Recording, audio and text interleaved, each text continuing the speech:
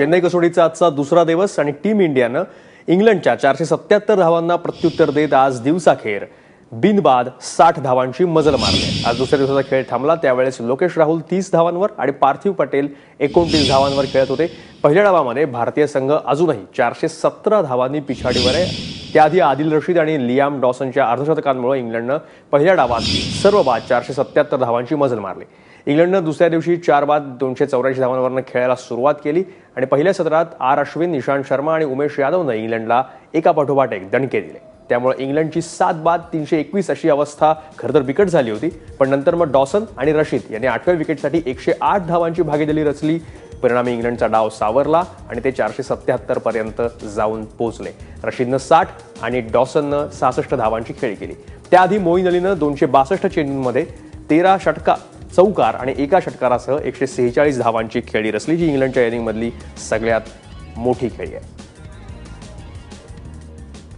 आणि या चेन्नईतल्या दुसऱ्या दिवसाचं विश्लेषण करण्यासाठी आपल्यासोबत आहेत क्रीडा समीक्षक द्वारकानाथ संजगिरी। संजगिरी सर, आतापर्यंत इंग्लंडची बॅटिंग जी आहे ती अशी रडत खडत चाललेली होती आणि त्यांना पराभव स्वीकारावा लागला। अगदी शेवटी येऊन पोहोचली आहे मालिका आणि त्यावेळेस त्यांना फॉर्म सापडला असं म्हणावं लागेल। कारण ही जी खेळपट्टी आहे, या खेळपट्टीवर ही खेळपट्टी जरा स्लो आहे, मंद खेळपट्टी। म्हणजे या खेळपट्टीवर बॉल पहिल्यापासून वळत होता तरी सुद्धा नुसता बॉल वळून चालत नाही, तर बॉल फास्ट त्याला उचलायला पाहिजे किंवा बॉल फास्ट वळायला पाहिजे, तसं होत नाही, आरामात होतोय। त्यामुळे ह्या खेळपट्टीवर जर तुम्ही उभं राहिलात व्यवस्थित तर आरामात उभं राहून तुमचे शॉट्स खेळता येतात, बॅकफुटवर जाऊन खेळता येतात। फक्त काही शॉट्स अवॉइड करायला लागतात कारण विकेट मंद असल्यामुळे, पण बाकी एरवी जे काही शॉट्स अशा खेळपट्ट्यावर खेळायचे असतात ते अतिशय उत्कृष्टपणे खेळतात। आणि इंग्लंडची बॅटिंग जी आहे ती अगदी तळापर्यंत आहे। खरं तर तळच नाही असं म्हणायला काही हरकत नाही, कारण डॉसन आला, रशीद आला आणि त्यांनी 100 रनची पार्टनरशिप केली। म्हणजे जे भारतीय संघाचं आहे तेच त्यांच्याकडे आहे। फक्त दोघांमधला ह्या मालिकेत फरक असा होता की भारतीय अटॅक जो होता, म्हणजे जी गोलंदाजी होती ती इंग्लंडपेक्षा कितीतरी पटीने सरस होती। म्हणजे ह्या खेळपट्ट्यांवर, या खेळपट्ट्यांचा फायदा उठवण्यात ती जास्त सक्षम होती इंग्लंडच्या गोलंदाजीपेक्षा। त्यामुळेच मालिका जी आहे ती इंग्लंडच्या बाजूने न झुकता भारताच्या बाजूने झुकली आणि अर्थात विराट कोहलीचा परफॉर्मन्स, आपल्या बॅट्समनचा परफॉर्मन्स, त्यामुळे 477 धावा जरी केल्या असल्या तरी एक भारतीय म्हणून मी काही फारसा घाबरलेलं असं मला वाटत नाही। त्याला प्रत्युत्तर खूप छान दिले गेलेलं आहे आणि आपली बॅटिंग जी आहे ती अगदी तळागाळात ती सुद्धा तळापर्यंत आहे। म्हणजे खरं तर दोन्ही बाजूला बॅट्समनच आहे असं म्हणायला हरकत नाही। तर अशा वेळेला जबाबदारीने जर उद्या बॅटिंग केली आपण दिवसभर तर ही मॅच आपण निदान म्हणजे ज्याला ड्रॉकडे कदाचित जाऊ शकते असं चिन्ह ह्या क्षणी दिसतं। पण क्रिकेटमध्ये कधीही कसोटी सामना कुठलाही हे बदलू शकतं। म्हणजे जसं राजकारण आपल्या निवडणुका जवळ आले की पक्ष बदलले जातात, तसा पराभव सुद्धा पक्ष बदलू शकतो क्रिकेटच्या याच्यावर।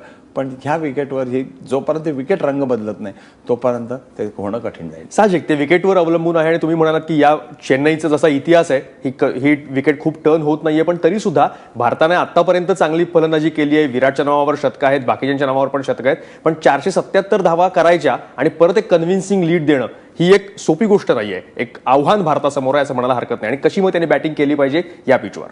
नाही, अर्थातच तुला 477 धावानंतर जर तुम्हाला आघाडी घ्यायची असेल तर तुम्हाला निदान ती 50-100ची म्हणजे गेल्या वेळेसारख्याच धावा करायला पाहिजेत। जर गेल्या वेळेसारख्या धावा करायला असेल तर किमान 1-2 शतकं किंवा एक मोठी खेळी, 3-4 मोठ्या पार्टनरशिप्स करायला पाहिजे आणि त्या सहज शक्य आहेत। कारण आपल्या बॅटिंगकडे पाहिल्यानंतर म्हणजे आपण असं बघितलं की आपली जरी सुरुवातीला पडझड झाली तरी 1-2 पार्टनरशिप्स होतात। आणि आपण पाहिलंय की विराट कोहली सारखा बॅट्समन ज्यांनी जेव्हा 200-250 केले तर त्याच्याबरोबर 9व्या क्रमांकाचा फलंदाज होता गेल्या टेस्ट मॅचच्या वेळेला। त्यामुळे जशी आता त्यांची एखादी खाली पेअर जमली तशी भारताच्या बाबतीत सुद्धा घडू शकतं आणि भारतीय संघ अजून लीड घेऊ शकतो। पण तो लीड घेईल की नाही हे आपल्याला उद्या कळू शकेल। उद्या मॅचचा तिसरा दिवस आहे, कशी विकेट खेळते हे पण त्यावेळेला आपल्याला कळेल। आणि जर जशी आतापर्यंत 2 दिवस विकेट आहे तशीच ती स्लो राहिली तर भारताला तो लीड घेण्याची शक्यता आहे। नाहीतर भारताला चौथ्या डावात बॅटिंग करायची, म्हणजे विकेटने जर खरोखरच रंग बदलला आणि ती खरी जुनी चेन्नईची खेळपट्टी झाली तरच मग भारतासमोर प्रश्न उभा राहू शकतात। येस, धन्यवाद संजगिरी सर तुम्ही गेल्या विश्लेषणाबद्दल। त्याच्यामुळे उद्याचा दिवस, तिसरा दिवस हा निर्णायक आहे। जर चेन्नईचं चेपॉकची खेळपट्टी पूर्वीसारखीच जर वागली तर भारतासमोर उद्या कठीण आव्हान असू शकतं। त्यामुळे उद्या भारत काय करतं याच्यावर मॅचचं पारडं कोणाच्या बाजूने झुकणार अशी स्थिती आपल्याला पाहायला मिळेल।